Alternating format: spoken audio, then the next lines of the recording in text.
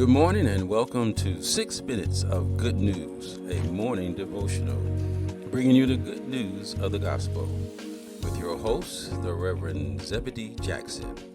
So sit back and let's dive into 6 minutes of good news.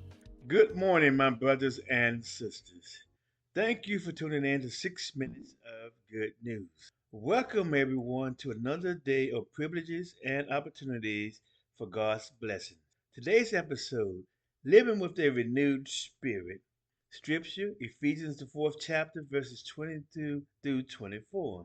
The world can sometimes be a complex place. We may find ourselves in a maze of endless possibilities that can be challenging as we navigate our daily life. We could even find ourselves become mentally and emotionally exhausted. When this happens, it becomes vitally important that we take a break and get some much needed rest so that our spirits can be restored. The good news is we can bounce back from any temporary situation and move forward with a renewed spirit. I generally believe we can learn valuable lessons from our mental lapses.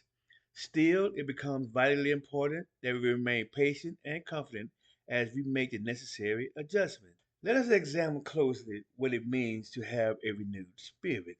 The foundation is built around the words found in the text. Number one, we must be renewed in the spirit of our mind. Number two, we must put on the new man created in God's righteousness and truth. Number three, we need to have a transformation of our inner self. Number four, we must have a renewal of our thoughts and attitude. Number five, we must choose to live in a way that reflects God's character and purpose.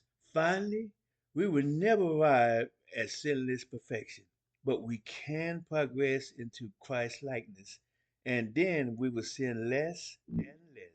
We must choose to live with a renewed spirit. Again, thank you for tuning in to 6 Minutes of Good News. Have a blessed day. Until then.